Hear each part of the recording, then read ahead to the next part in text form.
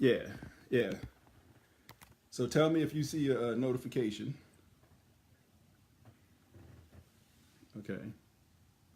Uh-huh.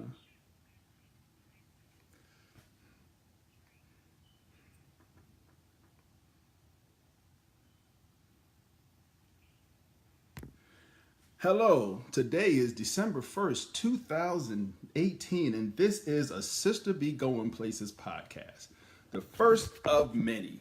My name is Tyrone Griffin, and I'm hopefully waiting for my guest to arrive and we can get this show started. Well, I got one person watching already. Devette, thank you so much. I'm waiting for Vicky. Vicky? It's okay, Vicky. Everybody, this is how the sausage is made. This is the behind the scenes. This is what works. Let me see if I can invite. Hold on one second. Ooh, wrong. It's crazy when you got. There you go. Okay, you just got an invite from me, Vicky. Okay, give us a second here. We're just getting this started. Okay. Well, while we're waiting for Vicky, let me tell you what this show is about. My friend Vicky Young is a travel expert. She won't call herself that, but she has traveled the world many, many times, and she has a wealth of information. So, excuse me. So she is willing to come on, and this is this car from open. Okay, Vicky, was that? Who was that? I thought I just saw you, Vicky.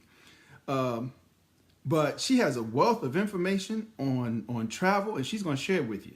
And we will be able to ask her questions about travel, all your travel questions about credit cards and what flights and how to book a flight and how often, how far ahead you should plan it and everything else. So right now, there you go, Vicky. Let me see. Add Vicky. Three. Here we go. Says adding. Says adding. Hold on. Vicky, we're trying to add you. We're trying to get you on here. This is technology at work, y'all. So apologize for the delay. We're working the bugs out live, and this is how it works. So, but anyway, when Vicky comes on, Vicky knows a lot about travel, and Vicky will talk to us about travel. Any questions we got about travel? Believe me, I've talked to her several times, and many times. Okay, Vicky, keep swapping you. Are you there? Hold on. It says adding you, and then it goes away. Oh boy, it says adding you. What notification are you getting?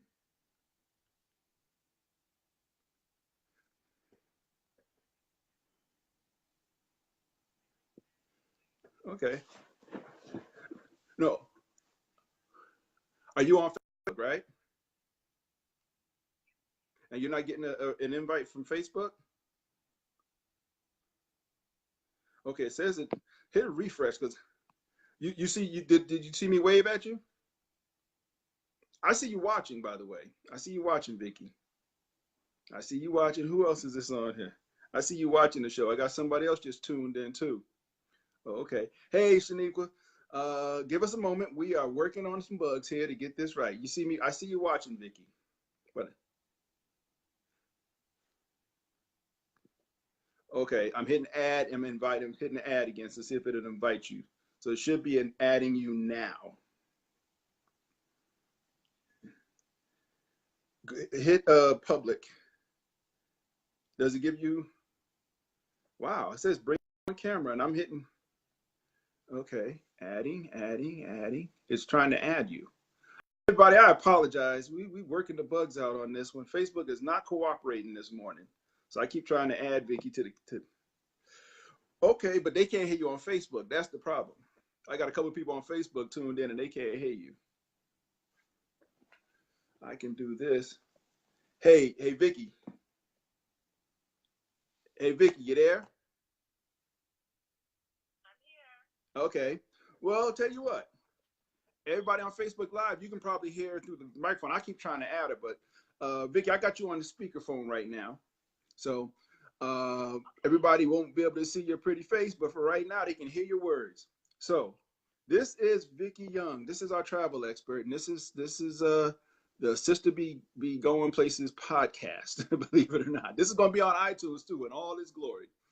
Okay, so for everybody just tuning in, we're having some technical difficulties bringing Vicky on camera, but we can all hear her voice. So Vicky, say hello to everybody. Hello, everybody. Good. Okay, there we go. We can hear her. Good. Okay, so Vicky, first thing we want to talk about travel. I'm a travel novice. I'll be the first one to admit to it. I'm a total travel novice. I ain't been nowhere. I ain't going nowhere but Disney World. And I decided in my older age that I want to start traveling. So I'm talking to you. So Vicky, how do I get started? Okay, well, it's a good thing that you started to travel. And I don't think it's ever too old to really get into the travel game because it's all good. The first thing I would suggest you do is make sure that you have everything in line with what you need before you start traveling. Whether are you going to go outside of the U.S.? Are you considering going outside of the country? If you're considering going outside of the U.S., you're going to have to think about whether or not you have a passport.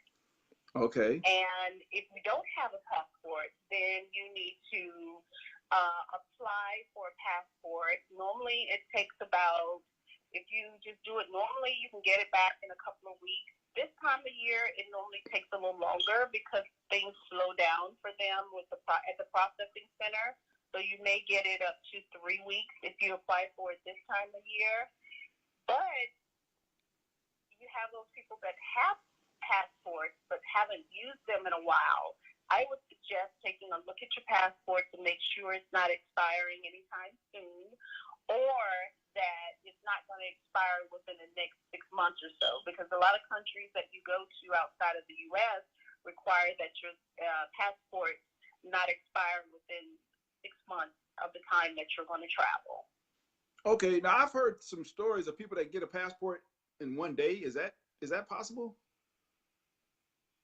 I've heard that too, and yes, it is possible. It's going to cost you, and you would actually have to go within one of the actual passport centers. I actually got my passport issued and renewed through the post office.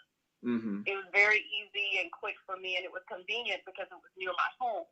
But yes, you can get it within a day, and you can also get it within a week, but there's an upcharge for that. Mm-hmm. Okay, we probably should back up. One thing about passports, I know when I got mine, people probably don't know what to do to get one. They know go to the post office, but the challenges I had was first you got to get the picture, right? You got to get that little square picture. And I actually got my picture. I think I got it at CVS or Walgreens. Right. Well, today they have it where I would suggest you can go on to the post office website, and they have a tab there in the header for passports. Mm-hmm. And it gives you all the information you need to, first of all, schedule an appointment. You have to schedule an appointment. Then there's a form that you need to fill out. And then you also need to gather the information that's required for you to get the passport. Today, you can actually get a picture taken at the post office. You don't have to have a picture taken outside. You can, but you can get them done there. They charge you for it, and it's I think it's like $15, but you can get everything done at the post office. Now, here's the thing too: is not every post office does it, right? That is correct. So when you go online with the post office, you check the ones that are in your area, and it'll give you a list of the post offices that actually issue passports. And it's fairly easy because you go in with everything that you need. It takes about 10-15 minutes, and you're done. Okay. Yeah. Yeah, I know I had to drive. When I got mine, I had to drive about 45 minutes. But then when I got my sons, there were more post offices that were doing it. So, okay, so that's the first thing is make sure you got a passport. True story, not to be aside, but I went to Jamaica back when I was in college for track meet, actually. And back then, this was way before 9/11. You could actually get out of the country back then into Jamaica. You could get out with your driver's license. That's all you needed for the flight. Yeah, but you couldn't come back with your driver's license. So true story, wow. Coach. Yeah, coach told us, months in advance, get your passport. So, those of us, we got our passports. And we got to Jamaica, and one of the people there had her passport but didn't bring it. And they had to, so basically we were there for about a week. She couldn't get back into the country. Yep. And what she had one issued? She had one, just left at home. Oh wow. Yeah. So she left at home. And you know what? What I do now with passports, and I apologize for interrupting. What I do now with my passport, prior to going anywhere, I actually make a couple of copies of it, and I also keep a copy of my passport and my driver's license in my phone. Okay. So if something happens where I lose my passport or it gets stolen if I'm out of the country, I have documentation that I can, if I have to go to one of the embassies in those countries, I have documentation that I do have a passport. And I don't know how long that process is as far as getting another one to get me back into the country, but I do have backup to say I have a passport. And okay. Here's all the information. Mm-hmm. Let me just say this real quick. In order to get another one. I'm sorry to interrupt. Anybody who's listening, if you got any questions, just type them in the Facebook Live and we'll try to answer them. So that this show is not just about us talking. If you got a question, we will definitely try to answer it. But you said you have a backup. Now, can you tell me? I'll take a copy. I just make paper copies of my passport. Okay. And that's what I carry around with me on myself, in my purse when I'm traveling. Because when I get to the hotel, I just take my passport and anything else of value to me, and I put it in the safe, and I lock it up.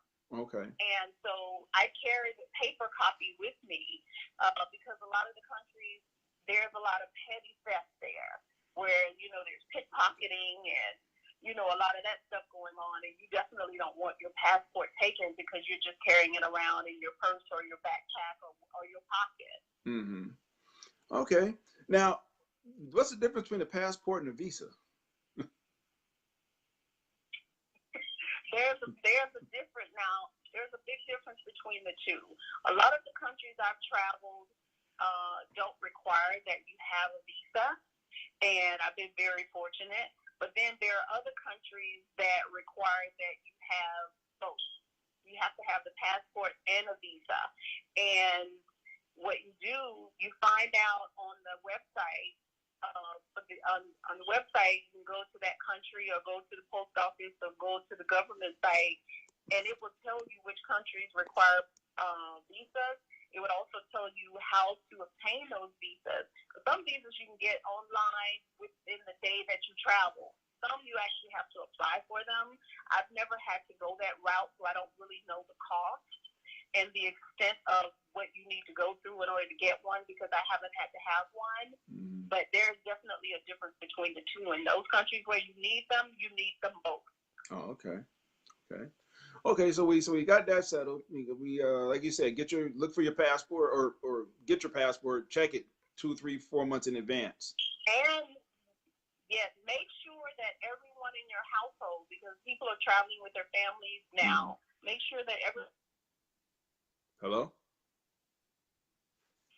Oop. Here. I'm sorry. You said it. Make sure everybody in your household what now? Have a passport as well. What about with babies, infants? What age do you have to have the passport? They have to have them like right away.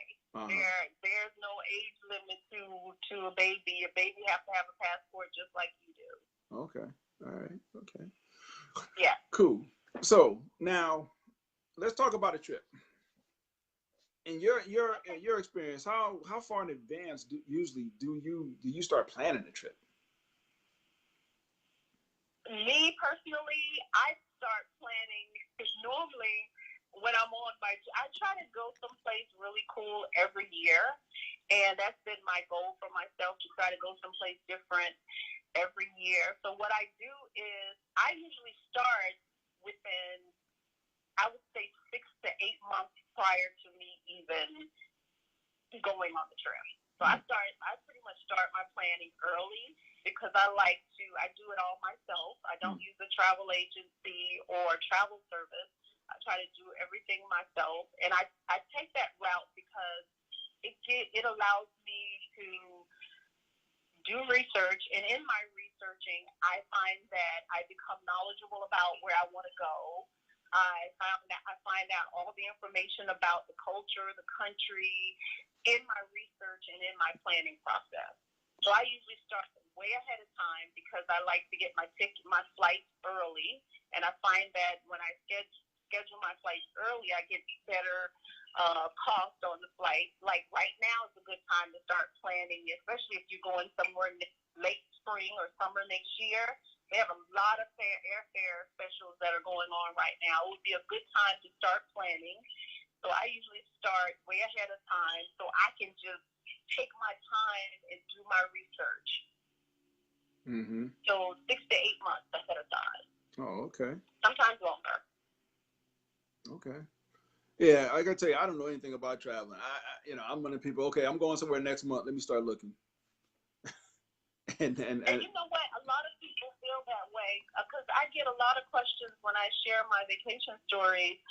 The first two questions I get is, is that expensive? And did you use a travel agency? Mm-hmm. And I'm usually honest. I say yes. Traveling can be expensive if you don't plan. But it is attainable if you plan out ahead of time and just manage your budget across that period of time. And I plan it myself because I like to be in control of what I do. I've used travel services before, but then I found that I pretty much gave all the controls to that agent. And there's nothing wrong with that because a lot of people do it. It's just that I prefer to do all the background research myself. And then a lot of times I save a lot of money in, booking the hotels myself and booking the airfare myself and, planning all the activities once I get to my destination. And in my research, I find that I'm aware of everything because I've done the research and then I've come across all these tips and advice from other people that have traveled. There's tons of video blogs out there from people sharing information about different locations to travel to. I look at that. It takes time. Yes, it does. It takes time, but it's worth it to me because I feel confident when I get off the plane at my next location that I've done everything I've done and I have everything I need to move forward. Let me ask you this question. You were talking, I was thinking about it. How many countries do you think you've been to? Or do you know them all? I think honestly, I've been to quite a few. I've been very fortunate, extremely fortunate to be able to just travel. I've been to Europe about 7 times, and of course, I've gone to tons of the Caribbean islands. Uh-huh. And I started out because I love the beach. The beach is my thing. And I started out just going to the islands. I was going to all these different Caribbean islands. And then I found out that they're pretty much all the same. And then I thought, I can actually do the beach in Europe. I could do the beach in Asia, or I could do the beach in all these other countries. So that's when I ventured out and started going to Europe. So I find beaches there. So the first country I went to in Europe, I went to France, and I wanted to go to the beach. Everybody was like, go to Paris, go to Paris. I was like, I want to go to the beach. Paris is nice, but it's like a city. I want to be around water. So I opted to go to the south of France. So I was down near all of the beaches. So when you're planning, you got to figure out what it is you want to do when you go, what you like to do when you go on your vacation. So you can have that in the forefront when you start planning. Because Paris is nice. I've been fortunate enough to go there once. But if you're one of those people that like the beach and want to be near the water the entire time, it may not be the best place for you to go in France. Because there's a whole lot of other places in France that are really nice that you may end up liking better than going to Paris. I think that goes back to what you said about researching. Yeah. Because I tell you, have to do your research. you got me when I saw you planning. Where was the last place you went? No, 2 trips back. Was it Italy. Italy? Yeah, and I saw you planning that. Girl, I was tripping. I'm not gonna lie. Remember that? I was like, wow. And I'm I mistaken. mean, you were shocked that I was actually printing off. I mean, I was printing off coupons. Mm-hmm. I was printing off discounts. I was printing off all of that stuff because I can use those things once I get there. You know, I made sure that they were within the area that I was going to be staying once I got to my destination, and they were offering me 20 and 30% off of this and off of that. So I was like, whether I use it or not, I'm going to still print it out and take it with me because this is saving money. Mm-hmm. Yeah. Speaking of that, sorry to jump around a little bit. I mean, we got a ton of stuff to talk about, but Sure. with resorts now, because you usually, I don't think you do. I'm not sure. You usually go to resorts or hotels when you travel. Both. It Okay. depends. I go to both. It depends now. And for my birthday in August, I usually try to take a beach trip. Mm-hmm. And I usually go to, I love Cancun. It's a quick 2 hour flight, and the service there in the resorts are really nice. So I end up, for the last few years, I've been going to Cancun. So I do resorts when I'm going to the Caribbean, especially the all inclusive ones, because they include everything. You know, I pay one cost, and by the time I go, all I show up with is tip money, because I find that if you tip well, the service, you get much better service. And I show up with just my tip money, my passport, and what I need for the time that I'm there. Everything else is covered. Yeah. Now that's one thing nice about all inclusives. From what I've heard, let me be clear about it. From what I've heard, and then you do the excursions too. Now I know we talked a little bit about that. I mean, and for those listening, forgive me. Me and Vicky have had many conversations, and and it was like they've been awesome conversations. Vicky, like I told you, the show ain't started yet. We got to shut up because we just going through too much stuff, and it was off air. But one thing about going to when you go to resorts, about the excursions they have, and I've seen people, you book a week at wherever, and they'll have a bunch of excursions you can do. Um, in your opinion, and I know the answer to this, but I'm going to ask it anyway, just for TV purposes. Should you book your excursion through the hotel or on your own? I've done both. Mm-hmm. I've actually done both in the Caribbean and when I've traveled, like when I traveled to Italy. I tried to book an excursion. I had gone down to the Amalfi Coast and I wanted to do the island of Capri. But when I tried to look at it online, everything kept saying it was booked up. Everything was all booked up. So I couldn't, and I just kept going back and I kept getting the same issue. So I reached out to the hotel that I was staying in, and they were able to book the excursion for me. Mm-hmm. However, when I've gone to Mexico, I find that it's cheaper to book those excursions online. Mm-hmm. You got to be careful when you do that because there's a lot of companies online that are scammers. Mm-hmm. You pay your money for something that is actually free for you to see. So you got to make sure that you're very, detailed when you're looking at those excursions. But they're usually cheaper when you book them yourself. Then you can get all the information you need prior to heading to the hotel. And the hotel will help, arrange the travel for you to the destination. Yes, it will cost you, but they will help.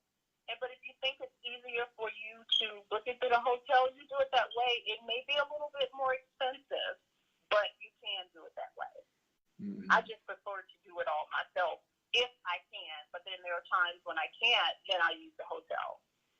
Well, I think in general, not just travel agents, but everybody, you can either pay to have somebody else do it for you, or save a little money, spend a little more time, do it yourself.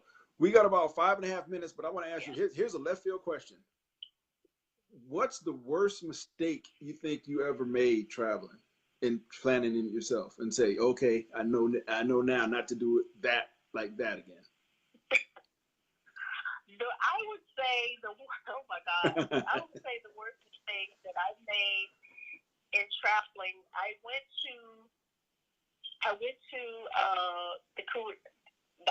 The Curacao. I went to Curacao, and I rented a car.